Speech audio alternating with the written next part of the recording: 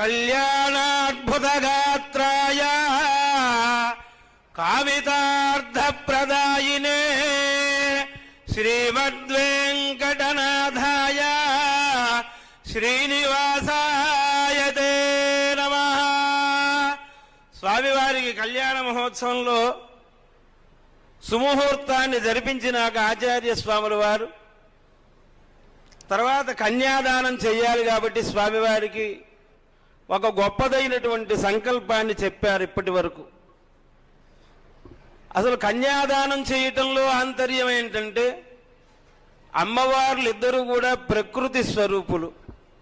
స్వామి పురుషుడు పరమాత్మ, అమ్మవార్లు ఇద్దరూ కూడా లోకంలో ఉన్నటువంటి మనందరి తరఫున ఉండి స్వామివారికి కన్యాదానాన్ని జరిపించుకుని స్వామివారికి అమ్మవార్లతో కూడి కళ్యాణం చేసినటువంటి ఫలితాన్ని మనకందరికీ కూడా అనుగ్రహించడానికని స్వామి కళ్యాణాన్ని జరిపించుకుంటున్నారు.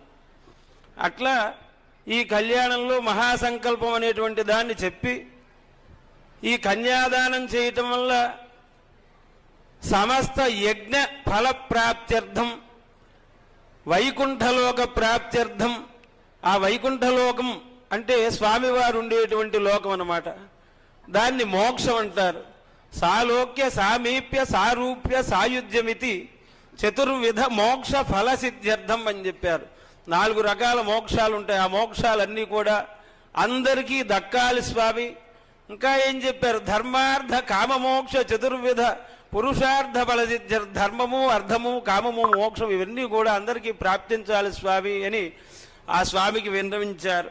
స్వామివారేమో బాలకృష్ణుల్లాగా చక్కగా నవ్వుతూ సహజ కవచకుండలాలు ధరించి శంఖచక్రాది ఆయుధాలు ధరించి నెత్తి మీద ధగధగలాడేటువంటి కిరీటాన్ని ధరించి ఒక చేత్తో అభయహస్తాన్ని చూపిస్తూ మరొక చేత్తో తన పాదాలని చూపిస్తూ ఎవరైతే నా పాదాలను శరణు వేడుతూ ఉంటారో వాళ్ళందరినీ కూడా నేను అనుగ్రహిస్తానని చెప్పి స్వామి తెలియజేస్తూ ఎంతో సుందరంగా స్వామి అమ్మవార్లతో కలిసి ఉన్నారు.